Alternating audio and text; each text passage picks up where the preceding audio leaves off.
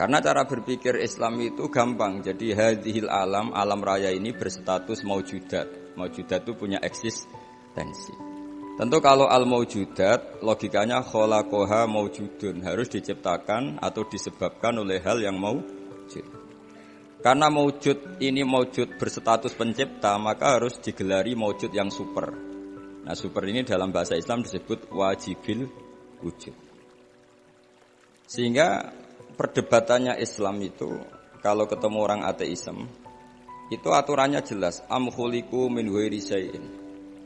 Kalau kalian mengatakan alam raya ini dimulai dari ketiadaan, berarti sama juga kita mengatakan ada wujud, ada eksistensi yang disebabkan oleh ketiadaan. Berarti nanti kan jadi kacau, logika ini kan kacau. Makanya disebut fi jadalil Quran. Maka saya kalau ngaji berkali-kali cerita dulu ada orang namanya itu Jubair bin Mut'im. Jadi ada namanya Muhammad bin Jubair bin Mut'im, itu bapaknya dia itu min dahiyatil Arab, orang Arab paling cerdas. Saking cerdasnya dia sampai jadi delegasi ketika mau membebaskan tawanan perang di Badar. Jadi perang Badar intinya menang Nabi, yang kalah ditawan. Namanya Asra Badrin, tawanan-tawanan perang apa? Badar. Delegasi yang paling cerdas ini datang untuk negosiasi sama Rasulullah, datang ke Madinah. Dia masih kafir. Delalah Nabi pas baca surat Watturi wa kitabim mastur fi rakim mansur wal baitil ma'mur was saqfil marfu. Sampai pada titik itu pas sholat maghrib. Dia sholat maghrib itu Allah berargumen gini, enggak apa-apa saya ada Tuhan, kata Allah. Enggak apa-apa saya ada Tuhan, tapi buktikan kalau kalian itu Tuhan. Caranya gimana? Anda harus yakin kalau Andalah pencipta langit dan bumi. Am khalaqus samawati wal ardh. Kalau Anda bala yukinun, mereka pun dikatakan pencipta langit bumi itu enggak mau, karena memang nyatanya mereka tidak pencipta langit dan bumi. Kalau ada Tuhan selain saya, kata Allah, aruni madza khalaqu minal ardi am lahum syirkun fis samawat. Kalau ada Tuhan selain saya, tunjukkan reputasinya apa ketika aku bikin langit. Pasti melok bangun apa melok menek-menek noto gitu. Am lahum syirkun fis samawat. Kalau tidak bisa bikin langit semua, setidaknya ikut kontribusi. Syirkun itu memberi andil. Urun semen sitok atau dua, pokoknya ikut urun. Ya kalau kalian tidak merasa sebagai pencipta, ya harus berpikir bahwa alam raya ini diciptakan tanpa sebab, tanpa pencipta. Am khuliqu min ghairi syai'in, tanpa sebab. Akhirnya si Jubair ini, si Muhammad bin Jubair bin Mut'im tadi, tapi bapaknya itu Jubair bin Mut'im, datang ke Rasulullah, ya Rasulullah, ya Muhammad, ma tarakta li aqlina syai'an. Akalku habis untuk menghadapi argumentasi itu. Makanya saya Islam saja. Sehingga di Islam itu ada tradisi jadalul Quran, perdebatan Quran. Dan itu kalau debat, cara wong Jawa itu sekak mati, ya, cara wong Jawa dalam sekak. Karena memang argumentasinya, konstruksinya jelas. Sehingga perdebatan Islam dan ateis, makanya di Syarah Bukhari, di Kitab Irsyadus Sari itu ada pertanyaan gini. Kenapa Quran memposisikan hanya berdebat dengan Yahudi dan Nasrani, tidak pernah di situ berrivalitas dengan ateisme atau komunisme?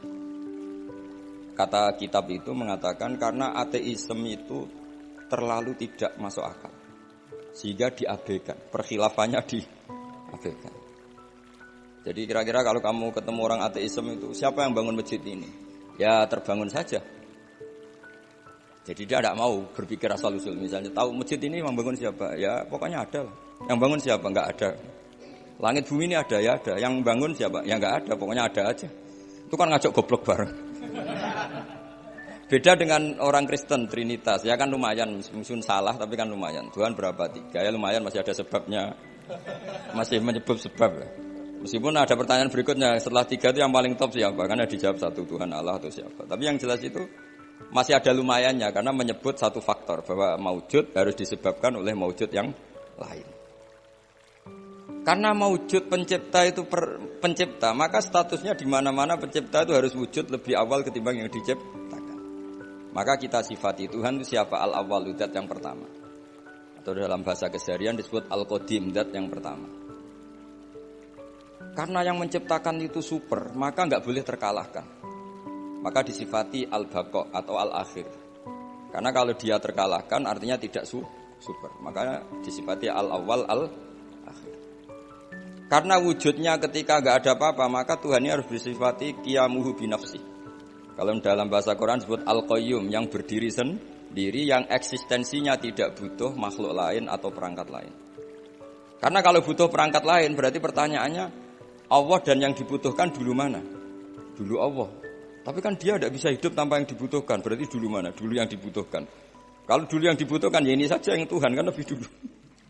Nah, makanya itu enggak boleh, harus dikatakan Al-Qayyum. Maka dalam ayat kursi disebut Allahu la ilaha illa huwal hayyul qayyum. Terus la ta'khudhuhu sinatu wala naum. Allah itu enggak boleh ngantuk, enggak boleh tidur. Nanti kalau kamu maksiat nunggu pas Allah tidur kan jadi masalah itu. Jadi, kalau maksiat jam segini kenapa? Kan Allah pas tidur. Kan kacau. Itu jadalil Quran. Jadi Quran itu kalau bikin logika itu gampang, mudah. Sehingga untuk menentukan Allah sebagai Tuhan itu Allah sering memaklumatkan diri. Kalau kamu ngaku sebagai Tuhan, aruni madza khalaqu minal ardi, tunjukkan ke kami. Aru itu dari kata ari, aria, aru. Jadi tunjukkan ke kami. Madza khalaqu minal ardi, reputasi Tuhan-Tuhan kamu itu ikut apa ketika bumi tak ciptakan. Lalu reputasinya juga ketika langit tak ciptakan, reputasinya apa? Maka Allah dalam surat Kahfi juga ngendikan ma asyattuhum khalqas samawati wal ardi wala khalqa anfusihim. Bahkan saya tidak menemukan mereka, tidak menyaksikan mereka ikut terlibat menciptakan langit dan bumi. Bahkan mereka tidak menciptakan diri mereka sendiri. Misalnya Isa atau Yesus, dia sendiri tidak bisa menciptakan dirinya sendiri. Lalu kok jadi Tuhan itu gimana? Sudah gitu tanggal lahirnya jelas di bumi. Berarti dulu mana? Bumi. Jadi kalau bumi dituhanin dulu saya, harusnya saya yang jadi Tuhan kan gitu, kira-kira seperti itu. Jadi argumentasi Quran itu jelas. Makanya disebut ma asyattuhum khalqas samawati wal ardi wala khalqa anfusihim. Lah itu oleh ulama dibabkan namanya babu jadalil Quran. Bab Quran melatih kita berargumentasi. Dan itu banyak di hadis-hadis. Nabi itu punya sifat selain sidik, amanat, tabligh itu punya sifat fatona, kecerdasan. Kecerdasan maknanya kecerdasan menjelaskan kebenaran. Dan itu Nabi kalau menjelaskan mudah sekali. Sangat-sangat mudah. Bukan sekedar mudah, sangat-sangat mudah. Karena sahabat itu ya punya mindset. Mindset itu cara berpikir. Kita semua juga punya mindset. Tapi kadang mindset itu salah. Seperti saya misalnya. Saya ini di kursi berarti terhormat apa enggak? Ya enggak jelas. Melihat saya di atas kayak terhormat. Tapi melihat disuruh-suruh Pak On itu enggak keren sama sekali. Jadi kan statusnya makmur, diperintah. Terus saya dengan jenengan keren mana? Mungkin ada yang bilang keren Gus Pak, karena Gus Pak yang ngajar, kamu yang mendengarkan. Ya keren sampean. Sampean malas baca, saya yang baca, terus buruh. Terus sudah Gus, sampean yang menerangkan saja, kita tinggal dengarin. Kan kita bos, tompo mateng gitu. Kalau melihat itu ya keren sampean. Corong Jawa itu nyewakno itu. Jadi kalau orang-orang kaya ingin nonton bal, tinggal beli Ronaldo, suruh main terus dia melihat.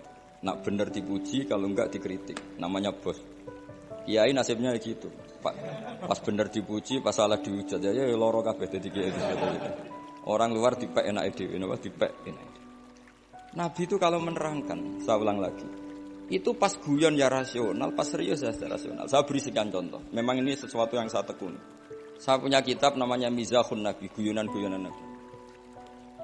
Nabi itu kalau menerangkan kebenaran, sahabat ya punya mindset. Saya ulang lagi punya mindset. Misalnya Nabi pernah ngendikan idzal taqal muslimani bisayfihima fal qatil wal maqtul finnar. Jika dua orang muslim bertarung sama-sama pedang bawa senjata, maka yang membunuh maupun yang dibunuh sama-sama masuk neraka.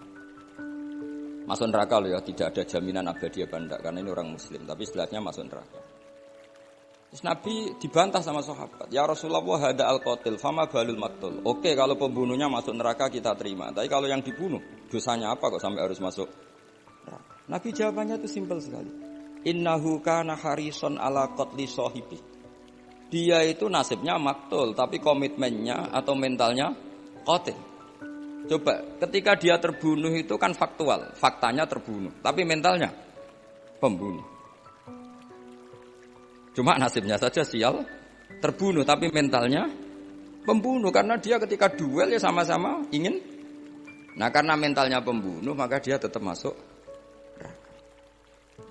Makanya saya berkali-kali bilang, kalau ada orang rebutan istri, zaman pacar rebutan kalah, tidak usah disakeni. Mentalnya juga perebut. Cuma kalah saja. Gitu. Itu Rasulullah segampang itu menerangkan. Sahabat akhirnya nerima, oh iya ya ternyata yang maktul, yang terbunuh, mentalnya juga pembunuh atau qatil. Menerima sahabat. Nah, beda dengan, makanya terus secara fikih diterangkan, kalau maktulnya tidak bermental pembunuh, ya beda kan? Berarti tidak saling ingin membunuh. Jelas ya, makanya sahabat dijelaskan oleh Nabi, innahu kana harison ala qatli sahibih, dia sebetulnya sangat berkeinginan, harison itu berkeinginan sangat membunuh saudaranya. Nah, karena keinginan itu berarti berstatus qatil.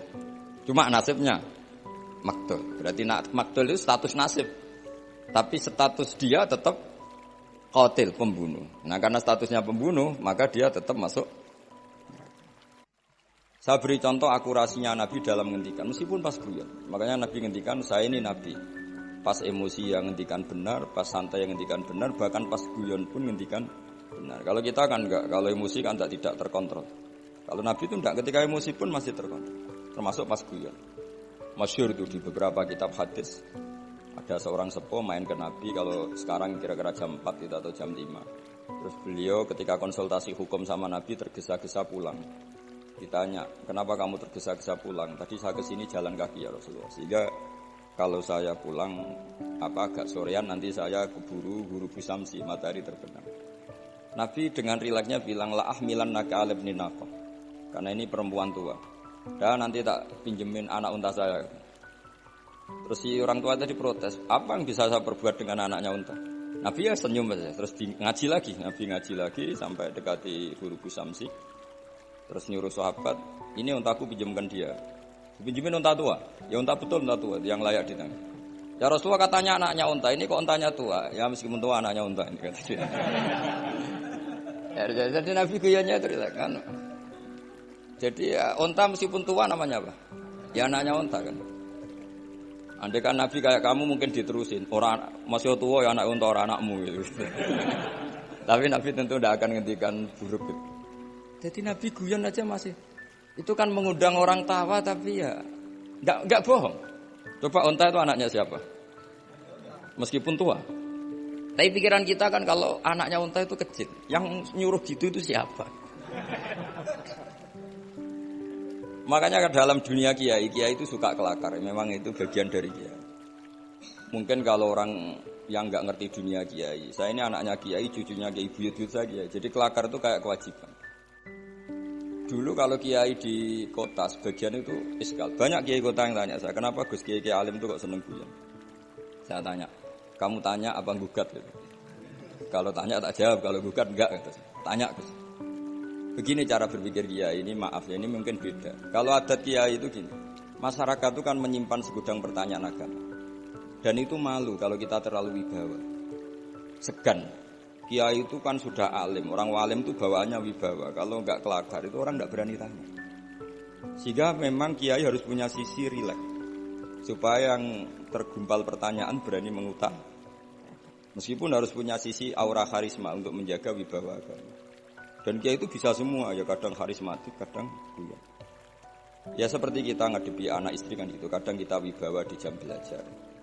Tapi kalau sampean wahai blojo terus wibawa istri tidak berani, bisa gak ada masakan gitu. Ada saat kita harus kelakar. Makanya Rasulullah itu saking seringnya kelakar itu sampai orang tanya itu urusan pribadi sekali. Ya Rasulullah tadi saya hubungan suami istri, hubungan intim, lalu tidak keluar mani, tidak inzal. Saya harus gimana? Harus wajib mandi enggak? Itu ditanyakan. Karena Nabi kalau sekali rileks, sekali kelakar itu, sekali guyon, itu sahabat halal pribadi saja ditanya. Andai kan Nabi terlalu wibawa, maka hal-hal harian yang terkait suami istri tidak terkuat. Sampai ada seorang perempuan ngaji itu tanya, ya Rasulullah kalau perempuan bermimpi keluar mani gimana? Itu perempuan pinggirnya itu menghujat, kamu itu bikin kita malu di depan Rasulullah. Masa gitu di Nabi rileks jawab, innallaha la yastahi minal haqq. Allah itu tidak malu membicarakan sesuatu yang hak. Jadi itu kenapa kiai-kiai itu jaga energi guyon, karena kalau sampean memang bisanya guyon, mau tidak mau harus guyon. Itu karena tadi untuk menjaga energi tadi. Makanya ada cerita di hadis. Yadhakur robbu ila salasati nafarin. Allah itu tertawa melihat 3 kelompok.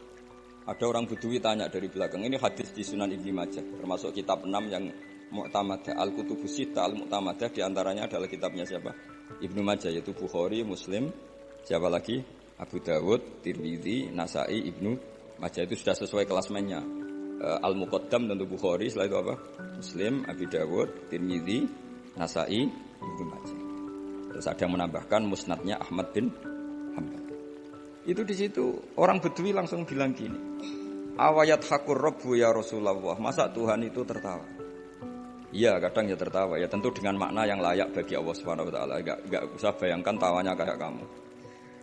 Terus kata si Arabi tadi, idzan lanna dimamin rabbin yadhaku khairan. Kalau gitu kita tidak akan kehilangan kebaikan dari Tuhan yang mau senyum. Makanya kalau Tuhan mau senyum pasti baik. Makanya si Arabi tadi terus bilang gini, ya Rasulullah, saya tuh gak suka kalau nanti dihisab bapak saya. Kenapa? Bapak saya kadang masih ngomel-ngomel. Ininya dihisab Allah langsung. Kenapa? Karena Allah lebih arhamur rahim. Jadi dulu itu Nabi itu mensuasanakan ngaji itu rileks. Sehingga kadang Nabi itu ya didebat. Didebat dengan sesuatu yang Nabi sendiri kaget. Misalnya Nabi pas khutbah itu masyhur. Khutbah nerangkan kiamat. Ya pas khutbah Jumat nerangkan kiamat. Ada orang Bedui yang gini, ya Rasulullah jenengan ngomong kiamat terus tapi enggak jelas tanggalnya. Itu lalu mata sa'ah kiamat itu kapan? Kamu bicarakan terus tapi enggak jelas tanggalnya. Mata sa'ah kiamat itu kapan? Bagi Arabi tadi ini orang aneh ngomong kiamat kok enggak jelas tanggalnya. Paling enggak 2012 kan itu. Saya dulu itu sampai ditanya sama Gus-Gus itu ya SMS Kiai. Gus nego kiamat teng pundi pas kiamat 2012. Tak jawab, ya nunggu di sini ngopi sama saya kata saya. Ya karena saking enggak yakinnya masa kiamat ada tanggalnya. Mata sa'ah. Terus Nabi itu terus saja khutbah. Sahabat yang di belakang itu beranalisis. Oh Nabi tidak dengar. Lam yasma. Ada yang analisis, enggak dengar tapi enggak berkenan karena pas khutbah kok ditanya. Berarti dua analisis. Lam yasma, Nabi enggak ngerespon karena enggak dengar. Yang kedua menganalisis kariha maqal. Nabi memang enggak berkenan ketika khutbah kok dicela pertanyaan. Tapi akhirnya diulang lagi. Arabi tadi pede sampai diulang 3 kali. Akhirnya Nabi jawab. Wah ini kalau enggak dijawab ngomong terus ini orang ini. Ngomong Bedui itu. Akhirnya Nabi tanya, kamu siapa yang tanya kiamat kapan? Saya Rasulullah, kiamat kapan? Kau bicarakan terus tapi enggak jelas tanggalnya. Nabi balik tanya, ma'atattalah. Lalu persiapan kamu apa kalau terjadi kiamat? Gantian Nabi tanya. Jawabnya Arabi tadi, fa wa ma'atattalah kabira salatin wala siyamin walakinni uhibbuka. Ya kalau saya ya enggak ada persiapan Nabi. Salat saya standar, puasa standar enggak lebih. Tapi saya mencintai kamu ya Rasulullah. Terus masyhur itu jadi hadis populer almar'u ma'aman ahabba, sebagian riwayat anta ma'aman ahbab. Makanya riwayat itu kenapa masyhur begitu populer? Karena dikatakan Nabi ketika ngendikan di depan umum. Itu sahabat yang membenci Arabi ini, Bedui ini, jadi mencintai semua. Kemarin mangkal karena enggak sopan. Tapi barokahnya Arabi tadi Nabi ngendikan almar'u ma'aman ahabba. Sebagai riwayat yuhsyarul mar'u ma'aman ahabba. Ada redaksi lain anta ma'aman ahbab. Bahwa kamu nanti di akhirat berserta orang yang kamu cintai. Pokoknya sahabat senang, kita tidak akan punya amal kayak Rasulullah. Kita tidak akan sesoleh Rasulullah. Tapi kita mencintai Rasulullah. Dan barokahnya mencintai itu kita berharap nanti bersama Rasulullah. Kan gak mungkin rombongan Rasulullah malaikat-malaikat berani macam-macam. Kan kalah kelas.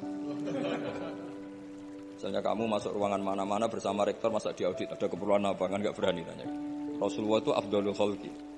Jika kalau kemana-mana dipimpin Rasulullah pasti malaikat gak ngecek. Masa rombongan Rasulullah ditanya, Nabi ini berapa masuk surga enggak? Yang bener aja kan enggak? Kan enggak berani. Kan sungkan ketuanya apa? Sungkan ketuanya. Padahal nanti itu yaumanat kullu unasim bi imamihim. Semua orang dipanggil itu berdasar ketuanya. Yang repot punya ketua enggak jelas. Ketuanya aja enggak jelas surganya apalagi anak. Tapi kalau kita ikut ketuanya Nabi kan. Makanya dalam kitab-kitab wali ini ada kitabnya. Taman boleh percaya boleh tidak, tapi jelas ada kitabnya. Ali radhiyallahu anhu itu pernah minta sama Allah, ya Allah beri saya hak mukasyafah, hak bisa melihat alam gaib. Karena saya ini mangkel. Mangkel itu artinya mangkel Jawa itu kan tidak harus benci. Orang sekeren Umar itu kan terkenal zaman di dunia itu temperamental, gampang marah. Setiap orang pernah dibentak. Kenangannya orang sama Umar pernah dibentak. Terus dia mangkel sama Sidina Ali, mangkel Jawa. Jajal wani nyetak malaikat Torah. Kayak itu aja itu. Hanya dia minta, ya Allah, saya ingin kasaf itu ngalami satu mukasyafah. Melihat Umar ketika ngadepi Mungkar Nakir. Mungkar Nakir datang dengan penampilan kayak gitu, digambarkan Ali itu. Ainahu kal kidril ghali, matanya itu kayak apa itu? Kidron itu apa itu mana itu? Yang dipakai masak itu kendil itu apa itu? Priok yang menganga. Wah, senang Sayyidina Ali. Malaikat Mungkar Nakir datang dengan penampilan gitu senang karena ingin melihat groginya Umar. Itu cita-cita terbesarnya tuh melihat groginya Umar. Kayak kita mangkel sama menteri itu terus kepingin lihat ditangkap KPK kayak apa gitu. Kalau pas mangkel ya. Kalau pas mangkel mesti nunggu jatuhnya kan. Mungkin ya gitu lah. Kalau kamu mangkel saya kan nunggu jatuhnya, tapi itu dolim itu orang nggak nunggu jatuhnya. Akhirnya Sayyidina Umar tuh sekali seneng, wah ini mesti Umar takut. Ternyata enggak. Umar berdiri. Dua malaikat tuh dibentak. Ayo malaikat, kamu tahu ngadepin siapa? Enak saja. Lemangnya kamu siapa? Saya temannya kekasih bosmu, kekasih Sayyidukum. Saya ini temannya kekasih bosmu, maksudnya Allah. Maksudnya temannya Nabi Muhammad. Nabi Muhammad kan kekasihnya Allah. Bu yang sopan ngadepi temannya kekasihnya Allah. Soalnya malaikat ini komunikasi sama Allah disuruh. Ya memangnya kamu harus sopan, jangan seperti itu. Artinya Sayyidina Ali terus bilang, ternyata Umar itu galak sampai mati. Galak sampai mati. Sama ndak usah protes, apa alam seperti itu mungkin? Ya jawabannya mungkin. Kalau Allah menghendaki itu mungkin karena Allah pernah mensifati dirinya itu alimul ghaibi fala yuzhiru ala ghaibihi ahadan illa man irtada mir rasulin fa innahu yasluku min baini yadayhi wa min khalfihi rasul. Jadi Allah itu zat yang ngerti alam gaib. Alam gaib ini enggak akan dingertikan Allah kepada siapapun kecuali orang-orang yang dipilih. Makanya Allah itu punya sekian sifat misteri ya. Ada alam gaib yang tahu hanya Allah. Tapi ada sesuatu entah berapa jumlahnya dibocorkan kepada kekasih. Sehingga di Masjid Konstantinopel, di masjid apa Arya Sofa ya, yang jadi Konstantinopel apa? Yang di Turki itu Konstantinopel. Ya. Itu ada hadis lataf tahunal Konstantiniyah. Hadis itu diriwayatkan Imam Bukhari tahun 200 Hijriah. Menjadi kenyataan itu 1000 tahun setelah hadis itu dikeluarkan. Itu kan unik. Jadi Nabi itu kalau ngendikan zaman akhir itu detail. Uridot aliyah umatku dipertontonkan ke saya. Jadi sebelum Nabi meninggal itu semua umatnya perilakunya dipertontonkan ila yaumil. Ya. Mungkin Nabi yang menangi dosen, menangi gaya kayak UI ngaji gini. Mungkin Nabi ya ngaji kok gitu aneh. Tapi ya mungkin dibenarkan. Jadi sehingga Nabi kalau ngendikan zaman akhir itu ya detail. Termasuk nyuwun sewu Nabi pernah ngendikan ya'ti 'alan nas zamanun katsirun khutoba'uhu qalilun. Ulama nanti di zaman akhir yang pengkhutbah banyak tapi ulamanya sedikit, yang ngomong agama pinter banyak tapi sebenarnya enggak bisa ngaji. Buat rame-rame tok. Tapi itu ngendikan detail. Termasuk yang paling ngeri adalah ngendikan begini. Ya ini yang ngendikan dianalisis oleh ulama besar namanya Ibnu Khaldun. Ibnu Khaldun itu ulama besar yang bisa menganalisis dawuh Nabi, disebut muqaddimahnya Ibnu Khaldun. Itu sekitar tahun 800 Hijriah. Itu ngendikan gini di antaranya. Suatu saat kebaikan itu profesi, sina itu profesi. Dulu kalau orang rumah anak yatim yang rumah saja, kalau ngajarin santri ngajarin saja. Kalau jaga keamanan negara jaga saja, semuanya hisbah itu ikhlas. Sekarang kebenaran itu profesi. Jadi suatu saat kebenaran atau kebaikan itu profesi. Kadang ada orang wataknya itu kurang baik, tapi dia senyum terus. Memang tugasnya harus senyum. Dia pramugari mau tidak mau. Meskipun di rumah tukang merengut, kalau pas tugas ya senyum. Coba kalau Anda punya istri pegawai bank, itu senyumnya sudah habis. Karena di tempat kerjanya senyum terus, suaminya tinggal dapat dampratan karena itu. Jadi suatu saat kebaikan itu profesi. Artinya profesi itu senyum tentu ibadah kan, kata Nabi, kalau kamu tidak bisa sedekah, paling tidak sedekah walau bitol qoti wajhin, meskipun dengan wajah yang itu yang meraktekkan siapa coba? Kiai apa pegawai bank sama pramugari. Kadang Pak On tuh berduduk, melihat UI gak seneng ngaji, Pak On mesti berduduk. Wong yang pakai bank aja gampang senyum ahli ibadah kok ini ketua. Jadi tegas juga kadang profesi. Makanya saya pernah ditanya satpam. Saya sering punya santri reserse. Tanya gini ke saya. Gus, suudzon itu haram enggak? Ya haram. Saya ini reserse. Profesi saya harus suudzon. Ini kalau ada orang pegang-pegang motor ngunci enggak kena-kena. Ada apa itu kok? jadi zaman akhir itu suudzon saja. Profesi. Coba kalau Anda jadi reserse atau satpam. Terus ada orang ngunci motornya kesulitan. Kalau kamu gak satpam, mesti pikiran pertama itu mungkin kuncinya gak pas ya, apa agak error ya. Tapi kalau pikiran security, apa ya? Artinya seudon saja suatu saat itu ya profesi. Guru ya profesi. Kalau di kelas mengajar itu, wah masya Allah, karena ada gajinya. Setelah di rumah gak mental guru, orang bodoh dibiarin kan. Lu kenapa kamu tidak ngajari tetangga? Kan tidak jam ngajar. Jadi ini, nah sekarang itu entah ini bukan nyindir. Sekarang itu kayaknya sudah. Jadi sekian kebaikan itu, maka ada guyonan. Ini kisah nyata Pak. Ada imam masjid besar datang ke Surabaya, ketemu kiai Indonesia. Ini kisah nyata, bukan anekdot. Singkat cerita si imam masjid ini bangga, negara saya itu muadzin saja naik BMW. Memang betul, saya pernah ke negara itu. Muadzin saja naik BMW. Itu yang imamin sholat, itu digaji 1 bulan 30 juta. Hitung saja, sholat 1 hari berarti 5 kali ya.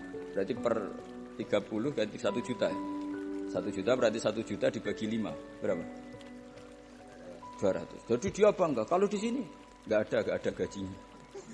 Kadang kok imamnya aja nggak naik. Kok imamnya aja nggak naik BMW, apalagi muadzinnya. Oh buang gak nyepol dengan negaranya. Terakhir dia tidak bangga digojol gini sama ke Indonesia. Pak, Madikman sama sholat terus takut potong gaji ya. Makanya kamu sholat terus menerus karena takut potong gaji. Akhirnya terus dia, oh kurang ajar orang Indonesia. Ternyata tidak keren, imam digaji itu tidak keren. Coba kalau misalnya UII, rektor resmi gaji yang jadi imam. Terus istiqomah jadi imam terus. Mesti orang kan, wah ini takut potongan gaji ini. Jadi artinya gini ya, gejolokan Rasulullah itu nyata. Suatu saat kebaikan itu profesi. Coba muadzin di negara sebelah itu digaji enggak? Digaji. Imamnya juga digaji, bahkan muftinya juga. Makanya Indonesia itu harus bersyukur. Banyak ulama yang ikhlas-ikhlas. Di kampung itu orang mau ngaji jam kapan saja. Saya itu ngaji di rumah saya, itu mulai subuh sampai isya itu yang ngaji siapa saja. Mulai orang bingung, setengah bingung. Mulai profesor sampai tukang, ada aja. Ya ngaji saja, gak kepikiran hormat saya juga gak kepikiran dihormati mereka. Karena kita ingin kebaikan adalah hisbah lillahi ta'ala. Allah ngajarkan kita, ngajar. Tapi Nabi itu pernah ngendikan yang dianalisis oleh Ibnu Khaldun. Suatu saat kebaikan itu sina'ah profesi. Nah, kenapa beliau ngendikan itu? Karena begini ceritanya. Hajjat itu orang nakal, Hajjat bin Yusuf. Orang nakal, masyhur itu. Hajjat itu termasuk tragedi dalam sejarah Islam itu pernah ada makhluk bernama siapa? Hajjat. Hajjat itu musuh besarnya Abdul bin Zubair. Abdul bin Zubair itu gubernur Mekah. Dia gak ngakui pemerintahnya Yazid bin Muawiyah. Dia memproklamirkan diri sebagai Amirul Mukmin. Tapi sama pasukannya Yazid yang dipimpin Hajjat bin Yusuf, meskipun Abdul bin Zubair itikaf di dekat Ka'bah tetap dihabisi. Padahal pantangannya orang Islam itu bikin prahara di dekat Ka'bah atau di tanah Haram. Makanya jadi sudah jadi omongan lah. Kalau orang nakal raimu kok Hajjat, semua bulat-bulat uang itu nih Hajjat. Tapi ketika ditanya ke Abdul Khaldun setelah 700 tahun dari peristiwa itu, Hajjat itu anaknya guru, kenapa dia begitu? Jawab Ibnu Khaldun lucu. Ya gurunya guru profesi, bukan guru pengajar. Artinya beda. Makanya ini sekaligus kita menasihati diri kita sendiri, menasihati dosen, menasihati pegawai UI semuanya. Profesi itu harus dibawa sampai rumah, sehingga menjadi status. Enggak boleh kita hanya profesi dosen, hanya ngajar di jam ngajar. Kita harus status kita memang pengajar. Ketemu desa tertinggal ya kita ngajar, di kampus ya ngajar, di kampus ya kita bermental guru, di rumah ya bermental guru, di kampus ya bermental kiai, di rumah juga bermental kiai. Kita di yayasan yatim piatu ya sayang yatim piatu, di rumah tanpa ada yang gaji juga sayang Lama-lama kalau profesi kan gini, di yayasan itu dia sayang sama yatim piatu karena digaji di situ. Ketemu yatim di rumah dibiarin. Kenapa? Kan enggak tugas saya. Nanti lama-lama tim SAR gitu. Kalau ditugaskan di mana serius. Kalau enggak ditugas ada orang kelab, Barno kan enggak bagian saya. Wilayah saya kan Jakarta, ini tenggelamnya kan di Jogja. Jadi kacau semua kalau berdasar apa teritorial apa profesi. Itu Nabi sudah mengingatkan, kalau kamu jadi orang baik, berbaiklah karena hisbah. Bahwa dunia modern mengharuskan ada wilayah teritorial, ya monggo itu bawaan apa? Modern. Misalnya saya tim SAR Jakarta, oke, wajiban saya utamanya di Jakarta. Tim pemadam kebakaran Jakarta tentu paling pokok Jakarta. Tapi kok suatu saat saya pulang kampung, tanggo saya kebakaran, terus diam aja. Kan tugas saya di. Tentu ya harusnya enggak gitu. Keahlian saya tentang itu tetap harus kita ikut memberi kontribusi. Jadi ini contoh-contoh betapa Rasulullah itu luar biasa. Sampai fenomena yang ada pada umatnya sampai akhir zaman itu dihentikan. Makanya di hadis banyak uridat alayya ummati. Dipertontonkan, diperlihatkan olehku umat-umatku perilakunya. Makanya banyak hadis di Bukhari, di Sahih Bukhari ada hadis dalailun nubuwah. Itu semua hadisnya Nabi tentang fenomena yang Nabi gak menangi. Tapi itu akhirnya nyata ila yaumil kiamah. Termasuk zaman itu Konstantinopel itu pusat salibis. Tapi Nabi sudah menduga la taftahunnal Konstantiniyah. Kamu suatu saat pasti akan mengalahkan Konstantinopel. Itu sekian ratus tahun baru Pangeran Fatih yang bisa membuka Konstantinopel. Dan Nabi ngendikan itu detail sawarna kudanya. Lebih ngeri lagi, lebih seru lah, lebih seru lagi itu ngendikan itu pada orang. Ada sahabat itu pendek, Pak, enggak ganteng. Namanya Suroko bin Jusum. Ada yang baca Jaksum. Itu Nabi kalau gojlok Suroko itu lucu. Suatu saat kamu itu memakai mahkotanya Kaisar. Kaisar Gedung Putih. Gedung Putih itu istilah dulu sebetulnya, Al-Qasrul Abyad. Jadi yang di Amerika White House itu sebetulnya niru istilah di Ibrani. Di Jordan itu ada daerah yang batunya semuanya apa? Putih. Ya saya ulang lagi, Syam itu dalam bahasa kitab itu memasukkan Palestina, Israel, Lebanon, Syria, Jordan. Itu orang dulu bilang apa? Syam. Ya saya ulang lagi, itu semuanya dulu istilahnya apa?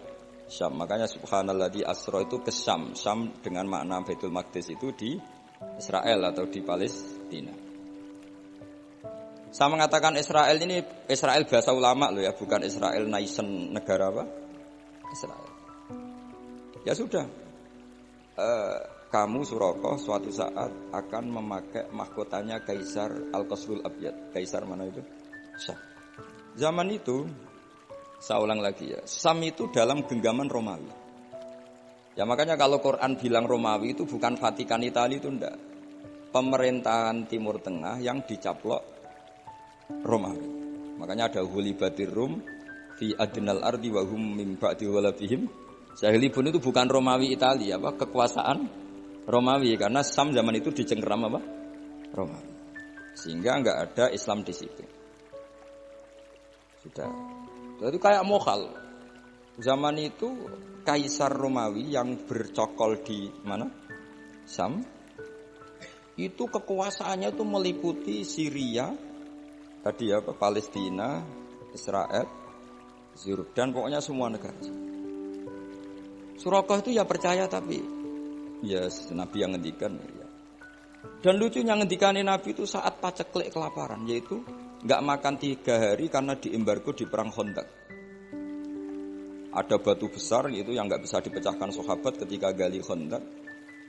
Terus akhirnya enggak bisa dipecahkan padahal mau gali dan bisa dalam kalau batu ini terpecahkan. Akhirnya mereka matur ke Nabi, ya Rasulullah ada batu yang enggak bisa dipecahkan. Nabi dengan santainya minta kapak yang dibawa sahabat. Coba kapak kamu bawa ke sini. Diambil terus Nabi baca apa enggak tahu terus. Kalau saya tahu kamu tuntut ijazah igus gitu. Makanya saya pura-pura enggak tahu. Nanti kalau saya tahu mesti pikirannya sampean gitu. Akhirnya di kapak Nabi itu ada sinar yang sampai tembus Al-Qasrul Abyad. Kata Nabi, dan itu uniknya semua sahabat melihat. Kamu tadi melihat apa kira-kira? Melihat Jordan kira-kira gitu. Gampangannya gitu. Suatu saat nanti kamu akan menguasai Jordan. Terus kamu Suraqah yang pakai mahkotanya Raja Jordan, Raja Kaisar. Ya sudah hanya gitu saja. Setelah itu Nabi wafat, Abu Bakar mimpin, tidak ada penaklukan itu. Era Umar mimpin, itu Syam itu dikalahkan oleh pasukan Umar. Dikalahkan oleh pasukan Umar itu rajanya keplayu coro Jawa. Mahkotanya itu jatuh. Mahkota dari emas, dari intan. Akhirnya dipakai Suraka.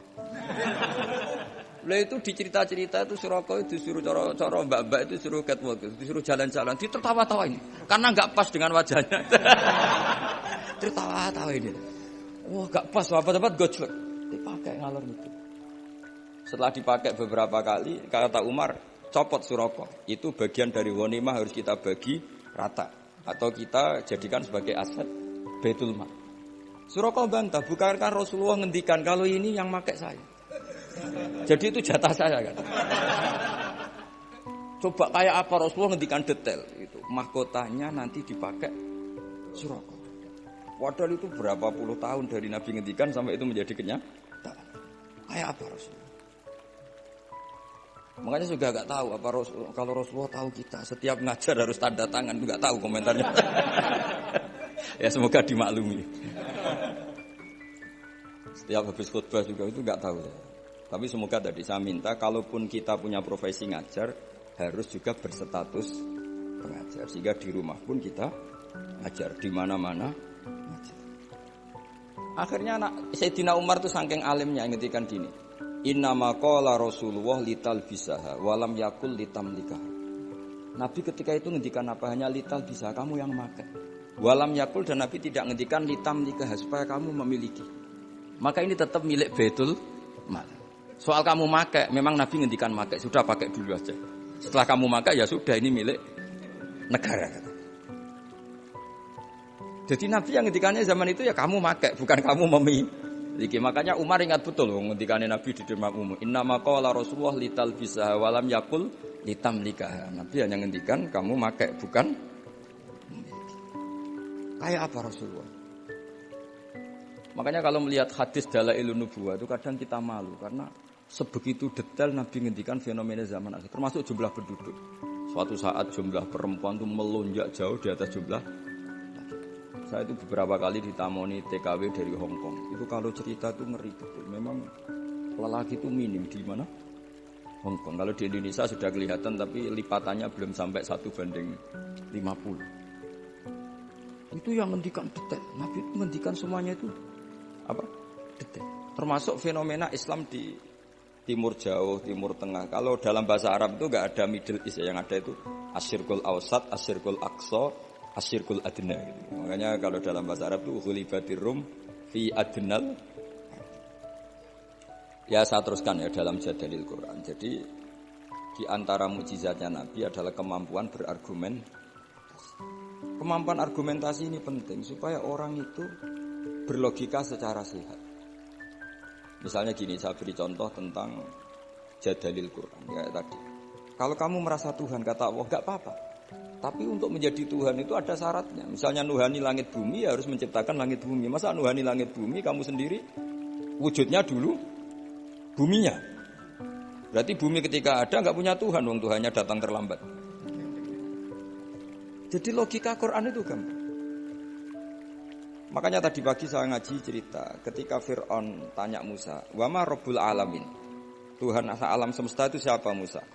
Musa jawab, "Rabbus samawati wal ardi," yang menuhani langit dan itu Fir'aun masih bisa ngeles. Ngelesnya kata Fir'aun, "Ma alimtu lakum min ilahin ghairi." Setahu saya kemana-mana yang dituhankan saya. Soal kemungkinan Tuhan Anda di langit, terus Fir'aun manggil Haman, "Ya Haman ibni li sarhal ali abluhul asbab samawati fa'attali'a ila ilahi Musa." Haman, bikinkan saya piramida yang tinggi. Saya mau melihat Tuhannya Musa. Akhirnya Musa bingung, yang sawang sarap repot. Akhirnya Musa ganti argumentasi. Yang nuhani nenek moyang kamu. Rabbukum wa rabbu abaikumul awal. Itu seketika para punggawa Fir'aun banyak yang iman. Karena mereka baru sadar. Iya kalau Fir'aun Tuhan, berarti mbah-mbahnya tanpa Tuhan. Kan yang jadi Tuhan cucunya, berarti mbahnya tanpa Tuhan. Itu kan jadi logika yang aneh. Oh iya, sarap tenan Fir'aun. Akhirnya banyak yang iman. Nah banyak yang iman ini berdasar logika yang dibangun Nabi Musa. Itu kemampuan jadal, kemampuan berargumentasi. Akhirnya di beberapa cerita semua kebijakan Fir'aun itu dibocorkan ke Musa. Karena sebagian punggawannya sudah mukmin, termasuk ketika Fir'aun memutuskan Musa harus dibunuh. Orang-orang yang ikut rapat, yang ikut setuju Musa dibunuh itu orang-orang itu juga yang bocorkan. Makanya disebut waqala rajulun mu'minum min ali Fir'auna yaktumu imana. Jadi ada orang-orang yang sudah iman tapi yaktumu apa? Imana, menyembunyikan iman. Nah, kenapa banyak orang mukmin? Karena tadi kekuatan logika. Nah, sekarang jadalil Quran itu problemnya agak dipelajari di kampus-kampus, di pondok-pondok jarang dipelajari. Karena mereka lebih suka berdebat untuk kepentingannya sendiri. Padahal berdebat itu menjadi orang sehat. Tapi bukan ingin menang-menangan, ya memang ingin cari apa? Kebenaran. Saya punya sekian contoh debat yang dilakukan para nabi. Saya punya kitab namanya Khilyatul Auliya. Itu kitab indukan para wali. Jadi kalau kamu ingin jadi wali harus baca kitab itu. Itu 11 jilid. Satu jilidnya segini. Jadi itu untuk menjadi wali itu harus khatam itu berapa? 11 jilid, satu jilidnya. Belum jadi wali udah mati lagi kira-kira kalau cari itu. Itu judulnya sudah Khilyatul Auliya wa Tabaqatul Asfiya. Jadi ini karangan tentang wali dan klasmen orang-orang pilihan. Jadi orang pilihan ya ada klasmennya. Ya sama di struktur wali ya ada ketua, ada sekretaris. Jadi tidak hanya di kampus ada rektor, ada wakil. Di struktur wali juga ada ketua, ada sekretaris, ada bendahara, macam-macam lah ada struktur. Di antaranya itu diriwayatkan oleh gurunya Imam Syafi'i namanya Sufyan bin Uyainah. Itu di antara gurunya Imam Syafi'i kan Imam Malik, Sufyan bin Uyainah, Sufyan As-Sauri, Muslim bin Khalid Az-Zanji itu beberapa gurunya Imam Syafi'i. Itu ada perdebatan antara dua nabi besar. Nabi Yahya itu kalau hidup itu suka kumpul orang-orang soleh. Karena hidup sama orang soleh itu nyaman. Kalau Nabi Isa enggak, beliau itu senang hidup di daerah orang-orang nakal. Dua nabi ini sezaman kemudian saling tanya. Kenapa kamu suka hidup sama orang-orang soleh? Jawabannya Nabi Yahya ya karena bersama orang soleh itu nyaman. Terus kata Nabi Yahya, kenapa kamu suka hidup sama orang-orang nakal di komunitas orang-orang nakal? Jawabannya Nabi Isa itu ana tabibun udawil mardo. Di mana-mana nabi itu bengkel atau dokter. Di mana-mana dokter itu ya kumpul orang apa? Sakit. Sehingga semenjak itu orang itu ada ulama yang nekuni di kampus-kampus, ada ulama yang dakwah di daerah-daerah nakal karena udawil mardo. Jadi mulai dulu dia ada perdebatan. Nabi Isa itu orangnya itu kalau ngaji itu ceria sekali. Orangnya itu gampangan coro-coro. Digojol sama Nabi Yahya. Kamu kok sering senyum, sering tertawa. Ka'annaka ta'manu min makrillah. Seakan-akan kamu itu tidak kena adab saja. Kamu itu manusia, tetap potensi kena. Sing Nabi Yahya itu penampilannya itu kumuh, terus kusut, kelihatan susah, kelihatan gak nyaman di dunia, saking takutnya sama. Gantian digojol sampai Nabi Isa. Kamu itu kok sering masam, sering apa ya, pokoknya jangan cemberut. Ka'annaka taknatu min rahmatillah. Koyok rahmati Allah terbatas. Akhirnya terus jadi satu manhaj. Jadi satu manhaj kalau kita terlalu senyum kayak arogan yang enggak takut azab. Tapi kalau terlalu susah seakan-akan enggak ada rahmatnya. Semenjak itu terus ada khauf, ada roja. Jadi sebelum ada metode khauf roja itu jadi perilaku per satu nabi. Nabi satu milih khauf terus, Nabi satu milih roja terus. Karena hadil ummah ummatun barokah, karena umat ini umat yang berkah, sehingga umat ini dibagi metode dua-duanya. Ada ulama yang jadi wali karena khauf, ada ulama yang jadi wali karena roja. Ada yang seperti sampean, roja ya gelem, khauf ya gelem. Ini agak kacau ini, agak gaduh-gaduh ini manhaj roja ya. Artinya apa? Muamalah sama Allah itu tidak bisa kamu duga. Allah itu zat yang pikiran kita itu tidak bisa menembusnya. Saya punya satu kitab yang ada riwayat begini, ada orang ahli neraka 2 dipanggil sama Allah ke surga. Itu mesti di luar dugaan sampean. Dipanggil sama Allah di surga. Dipanggil enak di neraka. Wah, Gusti gak enak sama sekali. Ini betul, ini ada kitabnya. Wah, gak enak sama sekali. Terus sama Allah, ya sudah Kak, kamu kembali ke neraka. Sudah dipanggil di surga. Orang tuh lari sekencang-kencangnya menuju neraka. Mesti di luar dugaan kamu. Kalau disuruh kembali ke neraka tuh semangatnya Masya Allah lari. menuju neraka, nyemplung lagi. Terus sama Allah dipanggil. Setelah deketin neraka dipanggil, sini lagi. Kenapa kamu semangat ke neraka? Gusti, saya ini sudah kuwapok. Dulu kalau kamu perintah itu gak semangat. Disuruh sholat gak semangat, disuruh baik gak semangat. Kali ini jenengan perintah saya semangat.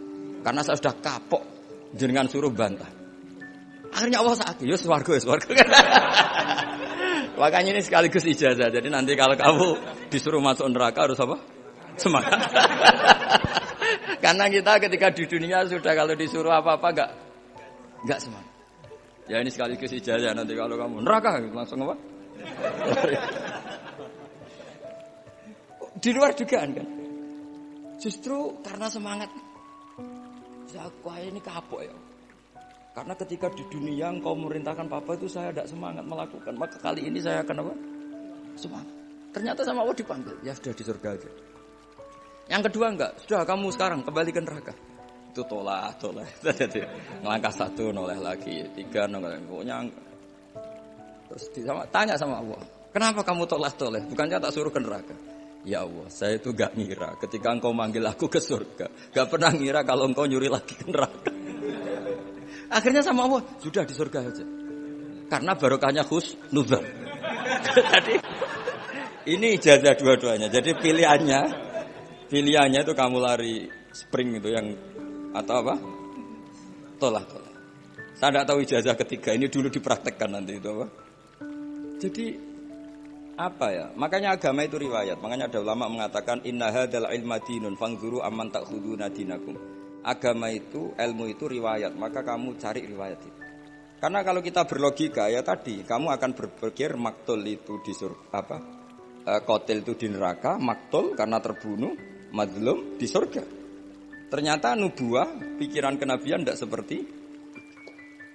Saya beri contoh pikiran kenabian yang pasti menurut sampean enggak lazim, tapi ini benar ada di hadis, ada fil kutubis sittah dalam kitab 6. Ini terakhir contoh saya tentang riwayat, tentang kecerdasan nubuah. Orang Ansor kita tahu kan jasanya pada Nabi kan banyak sekali, sampai disebut Ansor, penolong Nabi. Jasanya Masya Allah. Tapi ketika Nabi ngalami futuhat, setelah menaklukkan Mekah, setelah Nabi kaya, setelah Nabi mapan, semua fasilitas Nabi itu dikasihkan orang-orang yang barusan masuk Islam. Yang notabene tidak berkontribusi sama. Itu ada satu orang dikasih kambing, itu Mabinal Jabalain. Itu ada yang ngitung 4.000 kambing. Sampai 2 gunung itu penuh. Gunung Arab kamu tahu kan kayak Uhud kan. Antara gunung satu ada gunung yang lain. Tapi gunung Arab ya enggak kayak gunung Merapi gini enggak ya. Makanya dulu kalau perang itu kata Nabi pemanah di atas gunung. Jangan sampai turun. Karena manah dari atas gunung sampai ke bawah itu kena masih mati. Kalau gunung Merapi ya ngeleyang panahnya itu. Karena gunung di Arab itu ya kayak gunung Uhud loh Pak. Kita naik kan paling nggak sampai segini aja nggak sampai. Jadi gunung di Arab jangan bayangkan kayak. Makanya kalau perang yang di atas manah itu musuhnya masih mati atau masih sakit. Kalau dari Merapi mana ke bawah separuh aja enggak. Sehingga kata Nabi yang pemanah tetap di atas. Jadi ya gunungnya seperti itu ya, tidak sampai apa? Tidak sampai tinggi. Terus sahabat-sahabat Ansor itu ada di antara sahabat ya, bukan orang Ansor saja termasuk orang Muhajirin. Itu kalau gendong cucunya itu Pak, itu apa jentiknya cucunya itu dilebok-lebokno digeger di punggung. Dan itu mbahnya sengaja kalau ngajak anak cucunya itu enggak pakai baju. Ketika ada yang tanya, itu bolong karena apa?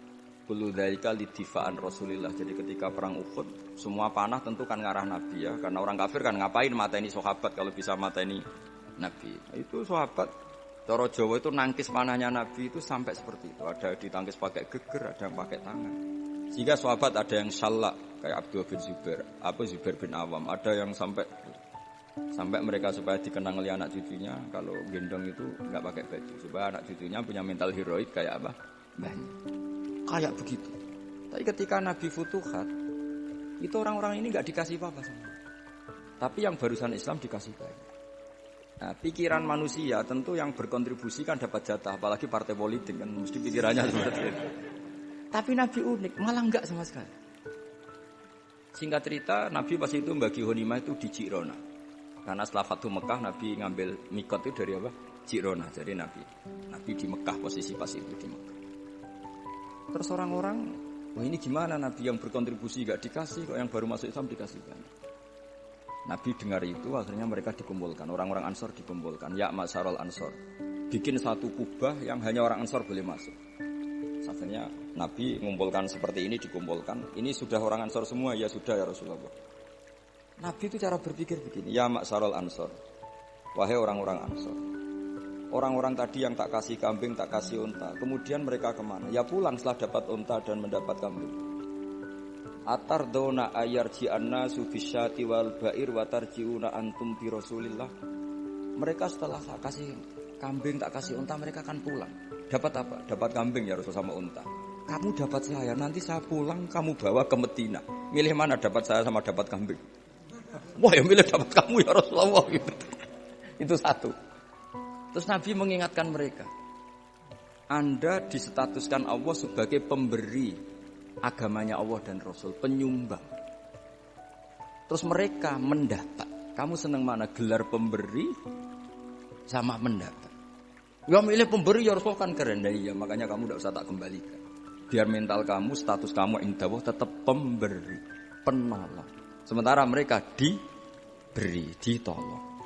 Terus Nabi ngendikan al-yadul ulya khairum minal yadis sufla. Kayak apa Rasulullah bina sahabat?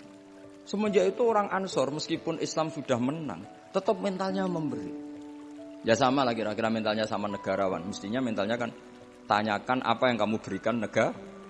Jangan tanyakan kamu mendapat apa dari negara. Ya sama, kalau kita mencintai UII, mencintai Islam, tanyakan apa pemberian kamu, kontribusi kamu pada UII. Jangan amen protes apa UII memberikan kita. Maksudnya dilatih jadi wali, ini cerita saja.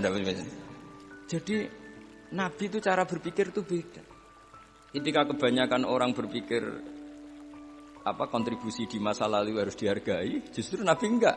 Maksudnya enggak itu, kamu ini sudah heroik. Heroik itu top. Karena memberi kepada Nabi, memberi pada status ini tidak boleh batal sampai kamu ketemu Allah nanti di akhirat. Akhirnya orang-orang Ansor radina billahi robba wa bil islami dina, ya sudah ya. Semenjak itu orang Ansor enggak pernah berebut kekuasaan. Termasuk nominasi khulafaur rasyidin itu enggak pernah ada orang Ansor. Mereka enggak mau apa yang sudah diberikan Allah dan Rasul kemudian mendapat sesuatu yang dohirnya itu jabatan. Tapi sama Allah dibalas. Zuriyahnya orang Ansor banyak orang alim alama, termasuk Syekh Zakaria Al-Ansori. Itu orang Mesir sebetulnya, dia orang Sahara. Tapi beliau bangga dengan status Al-Ansori karena mbah-mbahnya orang Ansor. Imam Qurtubi itu menamakan diri Anal Qurtubi wa Anal Ansori. Nah sekarang makanya ini harus dilatih, logika nubuwah itu harus dilatih. Bahwa kita saat memberi itu lebih bangga ketimbang saat mendapat atau menerima. Misalnya kita menghormati yatim, suatu saat anak yatim ini jadi dokter sukses atau pejabat sukses. Kita harus berdoa supaya anak yatim itu lupa ke kita. Sekali ingat, kamu dulu tak rumat loh, ingat. Yang dulu kita pernah berstatus ana wa kafirul yatim kahataini fil jannah karena kita ikhlas. Tapi setelah anak yatim itu jadi pejabat, status itu hilang karena kita akhirnya dapat imbalan.